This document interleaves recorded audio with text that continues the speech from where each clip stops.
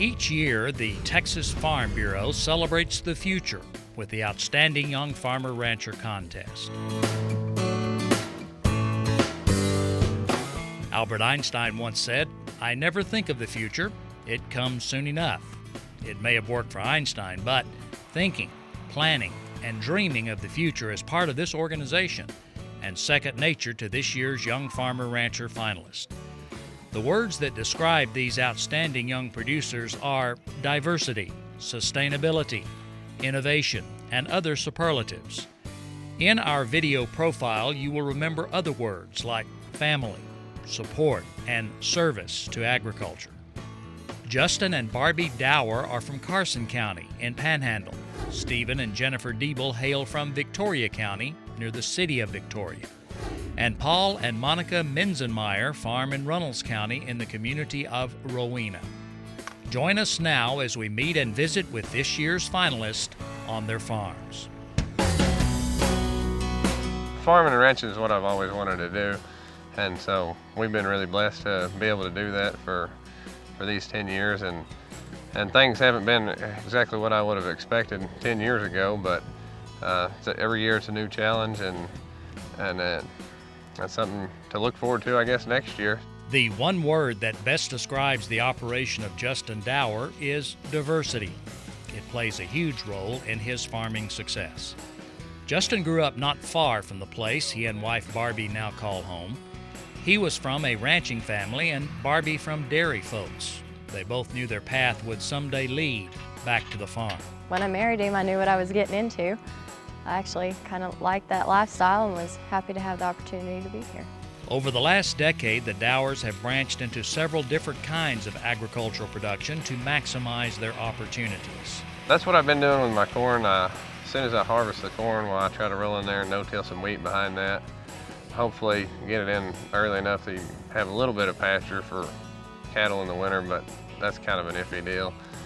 And then after harvest the wheat in the spring, I'll try to leave that wheat stubble there, not plow it or anything, run a strip tail rig through it at some point the following winter, and then plant another spring crop a year from wheat harvest. While most of his farming operations directly support his cattle herd, Justin says he definitely keeps his options open when it comes to production. And most of our farming operation is really kind of geared to kind of back up our cow operation. We'll get done harvesting milo, we'll graze the milo stalks, and we'll grow hay to feed our own cows, and we'll graze our calves on wheat. And then we've got this alfalfa deal, which like I said, we've mainly sold it for cash crop, but every now and then you get some hay that's rained on or something nobody really wants, and our cows seem to eat it just fine. It certainly has its challenges, starting out and trying to grow our operation. At the same time, we're growing our family. There's lots of uncertainties and challenges that go along with it, but you can't beat the lifestyle. I wouldn't trade it for anything. Justin finds time to give back to the industry, serving as chairman of the Texas Farm Bureau Beef Advisory Committee, and he has a seat on the Cattlemen's Beef Board. Other than the all-consuming duties of wife and mother, Barbi contributes to the operation by keeping the books, and she's no stranger to feeding the cows and other chores. And then there's the two little ranch hands on the Dauer spread. Yeah, they're quite a bit of help. Jared, he's 5, fixing to be 6. He just started kindergarten. And our little girl Ashby is in 2nd grade, and she's 7. And they like to go feed with mom and dad and ride the tractor around a little bit, and I'll just be outside and messing around, I think, is what they mainly like to do. It's typically the son that comes home to the family farm, but girls can too. And we'd be sure happy to have her come back. She always talks about things that she would like to do, and she and her brother, and maybe they'll have the opportunity to work together someday on that. Justin and Barbi Dauer, the Outstanding Young Farmer Rancher finalist from Carson County. We're involved in the beef cattle production pretty much from start to finish, other than the retail level or the packing house level. We run a cow-calf operation, a stocker operation, and we retain ownership on a pretty large percentage of our feeder calves also. So other than the beef side of it, we do our own hay production. We do some limited wildlife opportunities to increase some revenue for the ranch. Stephen works so hard, and it's really great to see people recognize that, you know, how much effort he's put into this over the years, and really making different changes and making improvements and trying to grow the operation.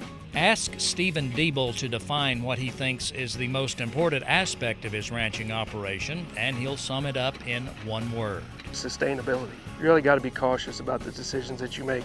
There's so much instability in the atmosphere right now, and you've got to be able to make good marketing decisions and make good production decisions to be able to be sustainable. The unprecedented drought of 2008 has put a lot of stress on all the Diebels. That predictability part of the ranching industry that's just not there anymore. I think you've got to have a philosophy that's more conservative than it used to be, meaning you've got to be able to set yourself up to maintain yourself and sustain yourself through these dry times. The banking crisis that's going on now, I mean, growth for some, it's tough to do. And the ranching industry has probably faced more so of the challenges than anyone. I really believe that the beef cattle industry has some good times ahead. And, says Jennifer Diebel, the tough times have been a teaching opportunity for the younger Diebels: Sarah, age 8, Julie, who's 5, and Clayton, 18 months old. They've had to start realizing every time we go to do things, it's a choice. You know, we may not be doing this today because we need the money for something else. And I think it's been good for them to learn that life is about choices, and you may not always be able to do everything you want to do right then when you want to do it. But if you are patient and make the right choices, then down the line it'll pay off. The whole reason he does everything that he does is so that the family can continue to benefit and grow up here and have a place that will be here for generations to come. The fifth-generation rancher has adapted to changing times by managing his herd with tracking and performance data, maximizing grazing options through land management, and irrigated hay production. Stephen serves on his County Farm Bureau board, as well as leadership positions with the Soil and Water District and Conservation boards. There's only one person that can change it, and that's yourself. Each and every person can make a difference, but you got to get involved. You can't sit back and say what if you're not involved. The ranching operation that we have, I mean, it's something that we take a lot of pride in. So it's not an occupation that you really get a whole lot of richness from, I guess you would say, from a monetary standpoint, but it's very rewarding to raise the kids in the fashion that we do.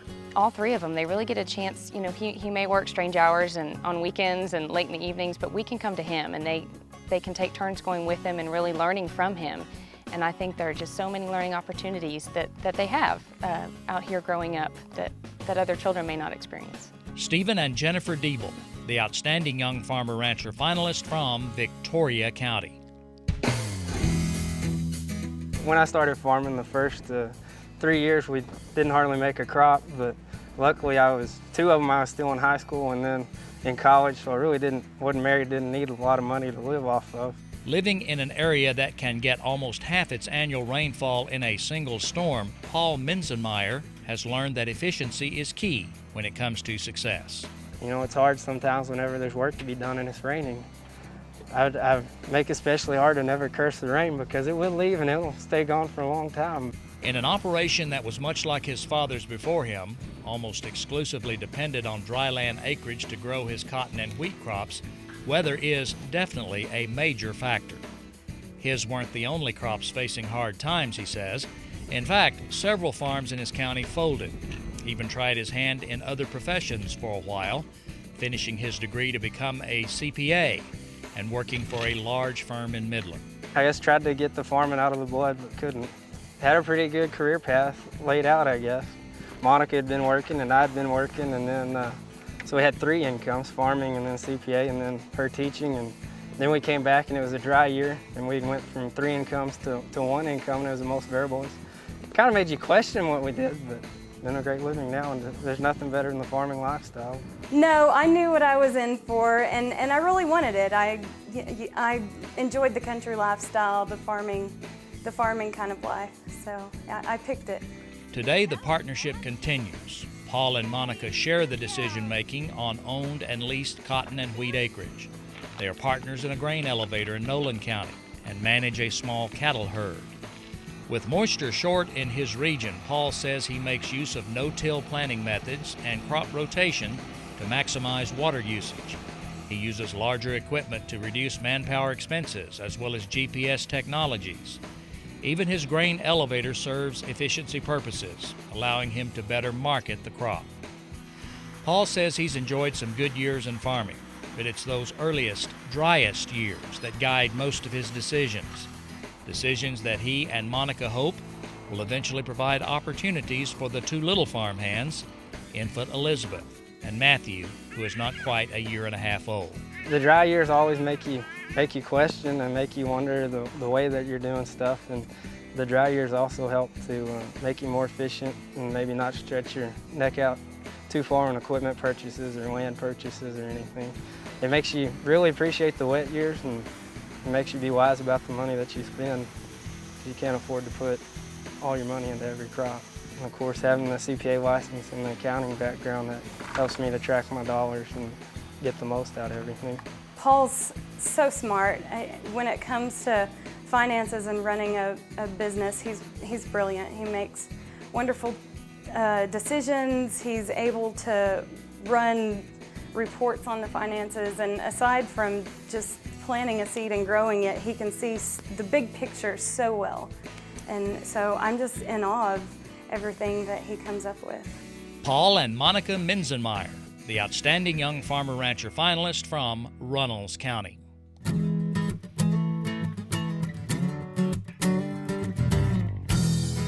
Those words keep coming up, words that describe these three operations: diversity, sustainability, determination. Add to that list the words hope, opportunity, leadership, and vision. Don't blink, you'll miss the future arriving right in front of you. Standing on the home soil of these three outstanding young farmers and ranchers, you cannot escape the feeling of a bright future for Texas agriculture and Texas Farm Bureau.